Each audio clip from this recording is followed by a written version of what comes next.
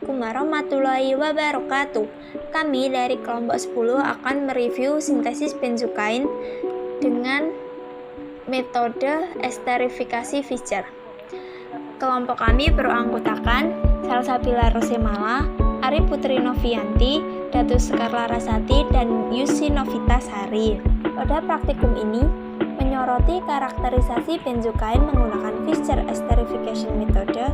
Produk yang dihasilkan dievaluasi menggunakan spektroskopi inframerah, titik lebur, dan lapisan tipis kromatografi.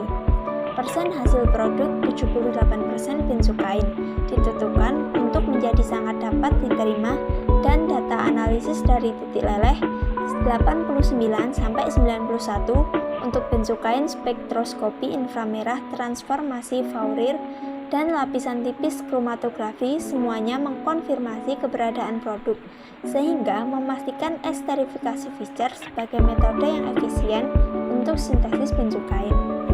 Jadi saya akan menjelaskan mengenai latar belakang benzokain. Benzokain pertama kali disintesis pada tahun 1890 oleh kimiawan Jerman Edward Desert pada tahun 1859 sampai 1946 di kota Eberbach dan dipasarkan pada tahun 1902 dengan nama anatesin. Benzokain adalah ester dari para amino benzoat. Benzokain mempunyai nama lain yaitu etilaminobenzoat, anatesin, ortesin, aneston, dan paratesin. Nah, rumus molekulnya C9H11NO2 dengan bobot molekul 165 dengan titik leburnya 88 sampai 90 derajat Celcius dengan pKa 2,49.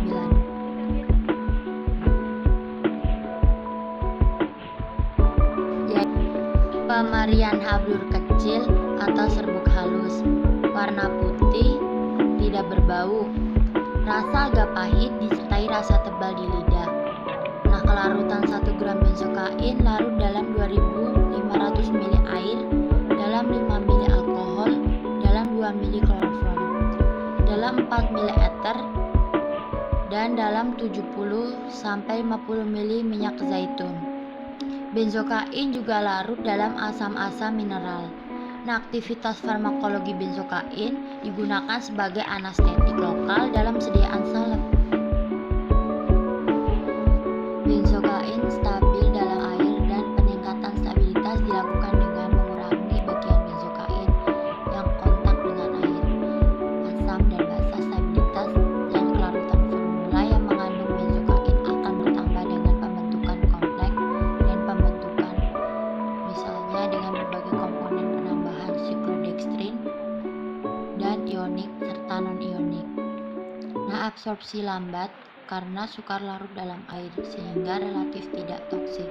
Benzokain dapat digunakan langsung pada luka dengan ulcerasi secara topikal dan menimbulkan anestesia yang cukup lama. Benzokain merupakan ligan yang sedikit larut dalam air dan mudah larut dalam pelarut alkohol. Oleh karena itu, pelarut yang dapat digunakan adalah alkohol.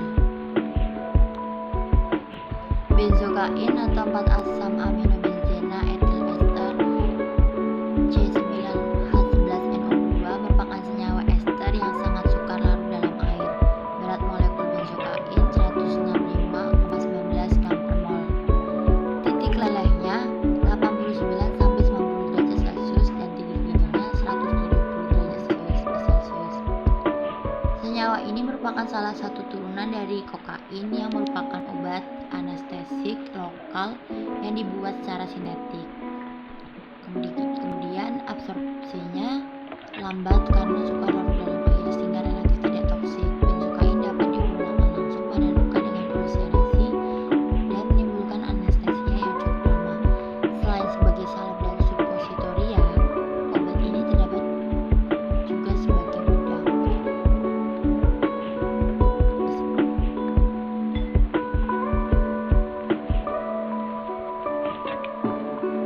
Selanjutnya adalah metodologi.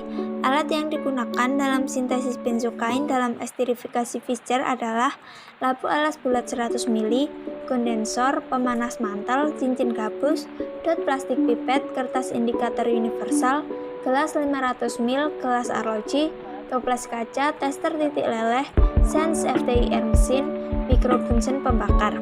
Kemudian, bahan yang digunakan dalam sintesis benzokain dalam metode esterifikasi Fischer adalah 4-amino benzoik asid, etanol absolut, asam sulfat pekat, butiran anti benturan, larutan NaOH 1 mol HCl, air suling, anhidrida etanoat, dan natrium hidrogen karbonat padat.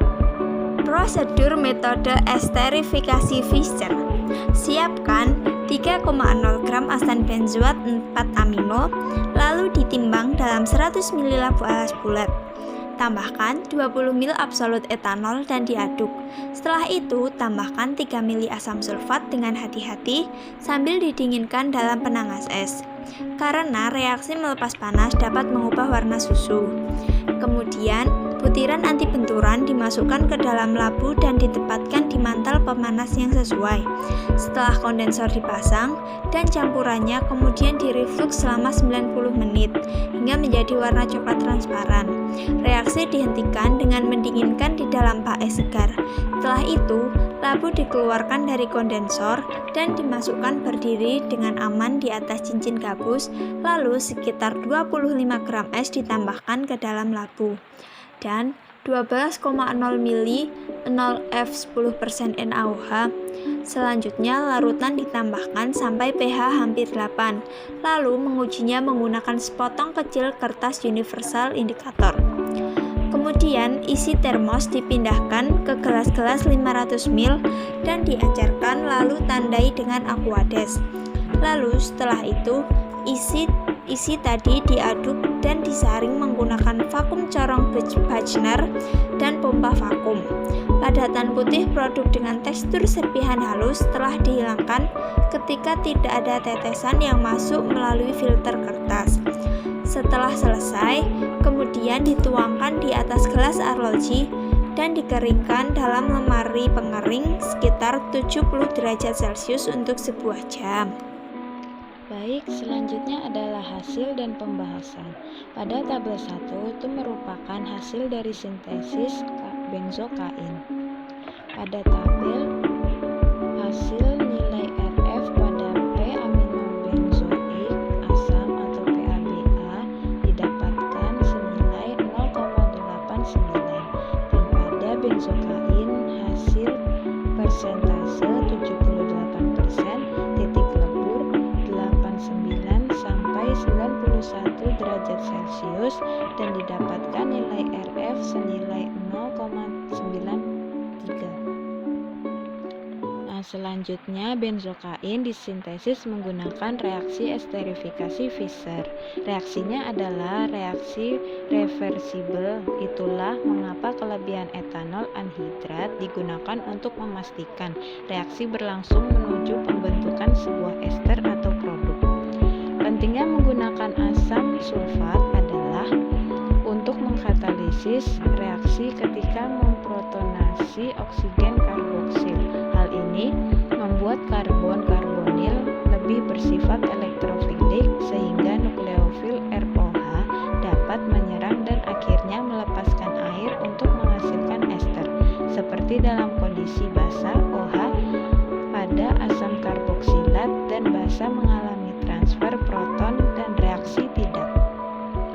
Pentingnya penggunaan natrium hidroksida untuk menjaga pH senilai 8 adalah bahwa natrium hidroksida menetralkan asam sulfat. Dengan reaksi asam sulfat ditambah dengan natrium hidroksida menghasilkan natrium sulfat dan air.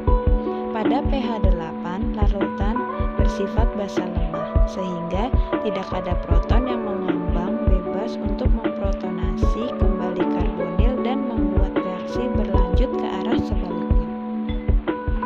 Lalu selanjutnya keuntungan utama esterifikasi Fischer dengan proses esterifikasi lainnya didasarkan pada kesederhanaan. Kondisi asam langsung dapat digunakan jika gugus fungsi sensitif asam tidak menjadi masalah. Karena reagen yang digunakan bersifat langsung, maka dampak lingkungan dalam hal produk limbah dan bahaya reagen akan berkurang. Sehingga Kerugian utama dari jalur esterifikasi Fischer ini adalah reversibilitas termodinamika dan laju reaksinya yang relatif lambat, seringkali dalam skala beberapa jam sampai tahun, tergantung pada kondisi reaksinya. Lalu selanjutnya akan saya jelaskan mekanisme benzokain, dimulai dengan serangan pada salah satu proton asam sulfat oleh karbonil dari PaBa. Lalu kemudian oksigen kemudian menjadi terprotonasi yang mengakibatkan kerusakan ikatan rangkap. Lalu oksigen dari etanol kemudian menyerang karbon yang sebelumnya terkait dengan gugus karbonil. Pasangan elektron mandiri dari belerang kemudian mendeprotonasi oksigen etanol yang mengarah ke pembentukan sebuah kelompok ester. Lalu salah satu gugul hidroksil mengikat proton dari asam sulfat yang mengarah ke pelepasannya dari molekul pusat. Muatan negatif dari hasil karbon di pembentukan ikatan rangkap ke gugus hidroksil, karena muatan positif yang baru ditemukan dari gugus hidroksil, pasangan bebas dari gugus belerang mendeprotonasinya membentuk produk akhir, yaitu ester, benzokain, dan air. Hasil benzokain adalah hasil yang dapat diterima. Kehilangan hasil yang besar dalam kasus benzokain disebabkan oleh fakta bahwa reaksi tersebut adalah reaksi kesetimbangan. Data titik leleh yang diperoleh telah sepenuhnya sesuai dengan kisaran yang diamati dalam Chemspader 2020 yang menunjukkan tidak adanya kotoran yang signifikan dalam produk. Senyawa benzokaina yang merupakan senyawa pati rasa lokal adalah senyawa ester.